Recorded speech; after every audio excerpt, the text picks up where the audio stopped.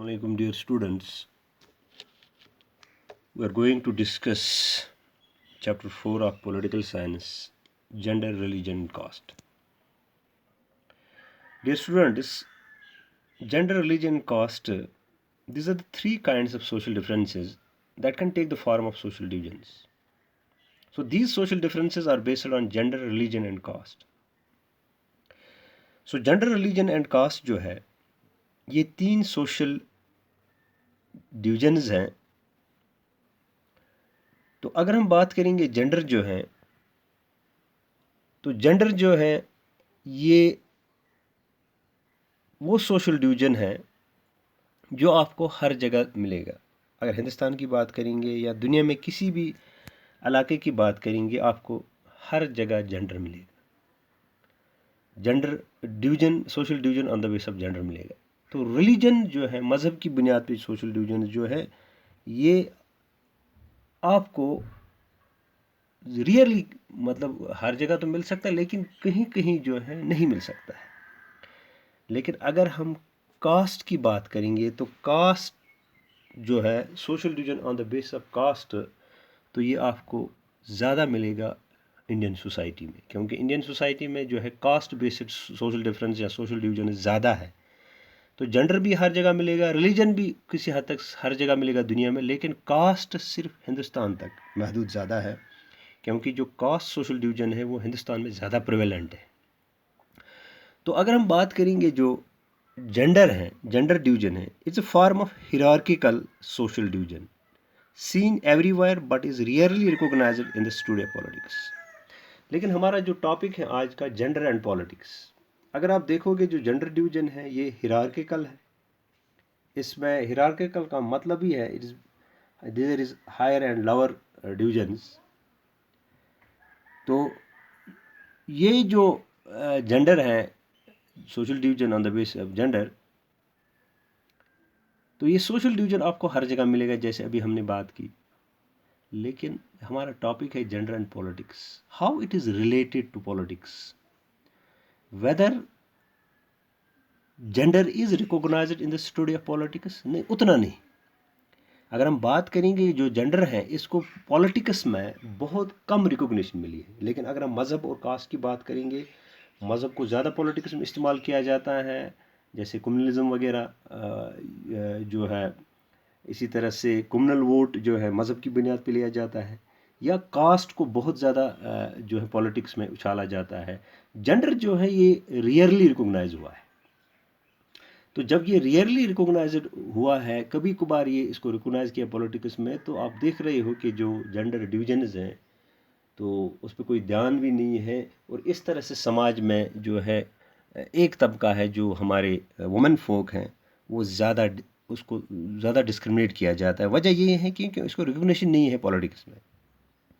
अगर हम gender division की बात करेंगे, it tends to be understood natural and unchangeable. अगर आपको जेंडर देखना है, जेंडर जो है ये आपको लगता है जैसे ये नेचुरल है और ये अनचेंजेबल है, ऐसा है कि ये चेंज नहीं होने वाला है. लेकिन यहाँ आपको मैं थोड़ा रोक रहा हूँ कि आपने अक्सर सुना होगा कि लोग कंफ्यूज होते हैं कि what is sex and what is gender. तो सेक्स जो है इट इज़ बायोलॉजिकल. सिंपली अगर जेंडर की बात करेंगे, it is related to mind. So अगर हम डिफ्रेंशिएट करेंगे इसको, सेक्स जो है, sex generally, sex is the biological difference between male and female. It is biological difference. Sex जो है it is determined by biology और by birth. It's by birth, यानी बाय बर्थ जो है कोई मेल पैदा होता है, कोई फीमेल पैदा होती है. और जो सेक्स हैं, it has two main categories, male and female. यानी पहली बात जो है, सेक्स जो है it is biological difference between male and female. It is determined by biology और by birth. It has two main categories, male and female. अगर हम जेंडर की बात करेंगे, जेंडर जो है it refers to the social and cultural difference. ये social और कल्चरल डिफरेंसेस हैं बिटवीन मैन एंड वुमेन. अगर हम देखेंगे जो ये जेंडर हैं, ये मैन मेड कॉन्सेप्ट हैं. It is socially constructed. जबकि सेक्स आपने देखा जो है ये बायोलॉजिकल है, ये बाय बर्थ है. लेकिन जो जेंडर है ये सोशली कंस्ट्रक्टेड है, between difference between man and woman. It is the way the societies distinguish men and women and assign them social roles. ये वो तरीका है कि सोसाइटी कैसे एक मैन और वुमेन को डिफ्रेंशिएट करती है, उनको कौन सा रोल देती है। ये भी जेंडर, जिसको हम जेंडर कहते हैं। इसकी दो कैटेगरीज हैं, जैसे हमने देखा सेक्स में मेल एंड फीमेल हैं, लेकिन जेंडर में हमें दो कैटेगरीज हैं, मस्कुलाइन एंड फेमिनाइन। तो अगर हम शॉर्ट में देखेंगे what is sex and what is gender. Sex is biological, gender जो है ये सोशल एंड कल्चरल कंस्ट्रक्टेड है। सेक्स जो है ये कांस्टेंट है क्योंकि ये चेंज नहीं होता है, लेकिन जेंडर जो है it is variable, it changes over time and place. अगर हम जेंडर की सेक्स की बात करें, it is natural, it's from birth, मगर जेंडर जो है it is learned in a society. अगर हम सेक्स की बात करेंगे, इट इज़ नॉन हिरार्किकल, लेकिन जेंडर जो है इट इज़ हिरार्किकल। अगर हम देखेंगे सेक्स जो it can not be changed easily, इसको हम चेंज नहीं कर सकते हैं, लेकिन जेंडर जो है इट कैन बी चेंज्ड। तो अब आपको समझ आ गया कि जेंडर जो है ये एक सोशली कंस्ट्रक्टेड कॉन्सेप्ट है, ये एक मैन मेड कॉन्सेप्ट है। तो इसलिए हमने देखा कि gender tends to be natural unchangeable, लगता है कि ये नेचुरल अनचेंजेबल है। हम एक मिसाल लेंगे कि जब हम बात करते हैं घर में खाना पकाने की, तो हमारे दिमाग में क्या आता है, किसका कॉन्सेप्ट आता है? सीधी सी बात है, औरत का कॉन्सेप्ट आता है। अगर किसी को बोलेंगे गाड़ी चलाओ, तो गाड़ी चलाओ जब हम बात करेंगे तो आपको औरत का कॉन्सेप्ट नहीं आएगा दिमाग में, तो मर्द का कॉन्सेप्ट आएगा। यही जेंडर है, how we assign the role to man and woman in our society. So it is not based on biology. अभी हमने देखा जो जेंडर है it is not based on biology, क्योंकि ये बायोलॉजिकल कॉन्सेप्ट है ही नहीं। बायोलॉजिकल कॉन्सेप्ट तो सेक्स है, but on social expectation and stereotypes. तो ये जो जेंडर है it is based on biology, it is not based on biology, but it is based on social expectation and stereotype. तो stereotype हम किसको कहते हैं? स्टीरियोटाइप हम कहते हैं N often unfair and untrue belief that many people have about all people or things. हमें एक अकीदा होता है कुछ लोगों के बारे में या किसी चीज़ के बारे में। हम अक्सर देखते हैं कि जो अफ्रीकन लोग हैं वो बड़े स्ट्रांग होते हैं, एथलीट्स होते हैं। तो इसी तरह से ये एक बिलीफ है। या हम किसी आदमी के बारे में कोई बिलीफ खड़ा करते हैं कि ये इंसान जो है बेईमान है, लेकिन हमें ये एक अनट्रू बिलीफ होता है, ये एक अनफेयर बिलीफ होता है। आपको पता ही नहीं होता उसका, आप उसके नज़दीक गए नहीं होते, तो आप खुद ही एक मेंटल बिलीफ बनाते हो, सेटअप बनाते हो कि ये आदमी ऐसा होगा। उसको हम स्टीरियोटाइप, जिसको हम कहते हैं जो दकियानूसी जो हम शक्ल बनाते हैं अपने दिमाग में, तो या दकियानूसी ख्यालात जिनको हम कहते हैं स्टीरियोटाइप। अब ये जो जेंडर है, ये जेंडर जो है it is based on social expectation and stereotype.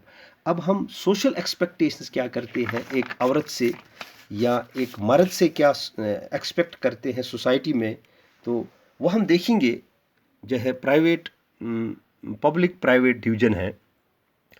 अगर हम boys and girls are brought up to believe that man responsibility of woman is, अगर हम देखेंगे कि सोशल एक्सपेक्टेशन क्या है, हमारा स्टीरियोटाइपिक माइंड क्या है, बिलीफ क्या है हमारा, हम देखते हैं कि जो औरत है उसका काम है house work, bringing up children. ये हमारा एक बिलीफ है, ये एक सोशल एक्सपेक्टेशन। हम क्या उम्मीद रखते हैं औरत से? हम कहते हैं उसका काम घर संभालना है, बच्चों को पालना है। सो इसको कहते हैं this is reflected in sexual division of labour in most families.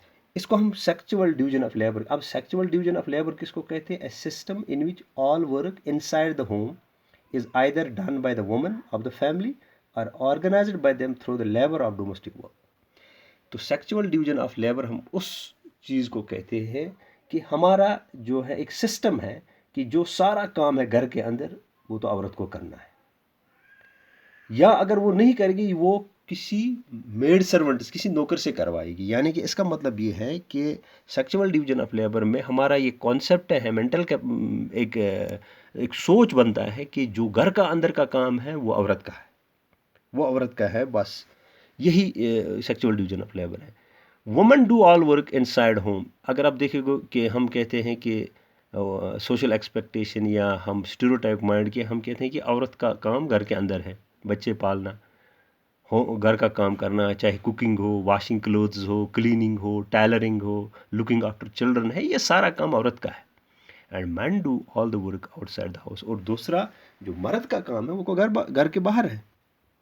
It is not that man can not do housework, they simply think that it's for women to attend there.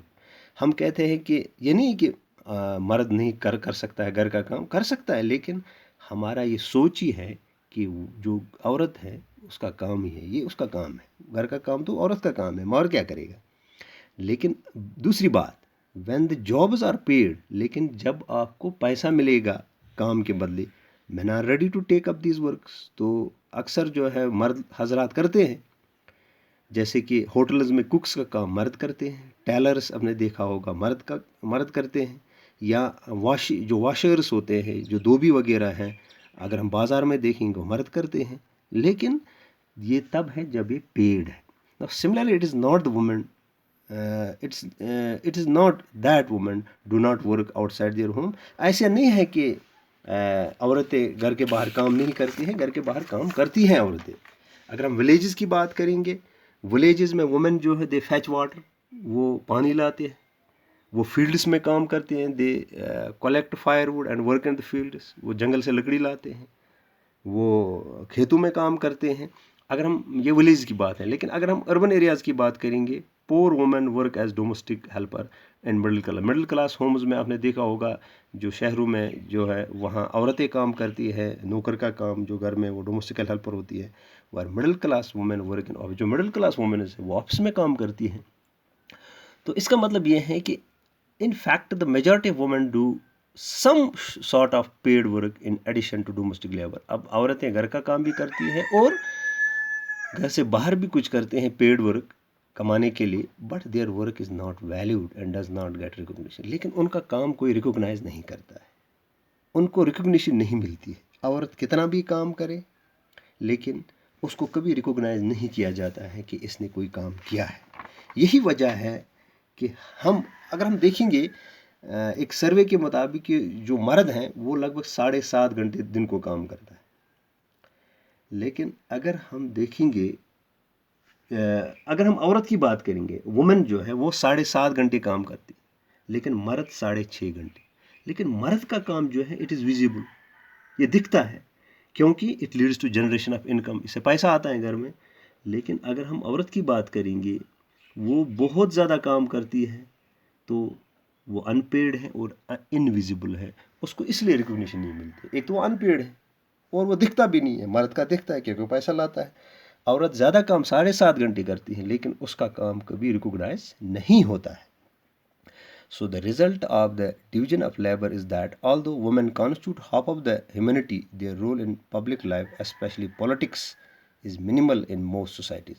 अगर आप देखोगे कि जो औरतें हैं इसमें division of labour ये काम करती है, हाफ ऑफ द ह्यूमैनिटी जो है उसमें रोल है, जो औरतें हैं लगभग निसब हमारे समाज का हिस्सा हैं, लेकिन उनका रोल अगर हम पॉलिटिक्स में देखेंगे, पब्लिक लाइफ में देखेंगे, वो बहुत ही कम है, मिनिमल है। सो जैसे पहले होता था only man were allowed to vote and contest for public office, यानी कि पहले मर्दों को क्या वोट का हक होता था और वही किसी पब्लिक ऑफिस के लिए लड़ सकते थे।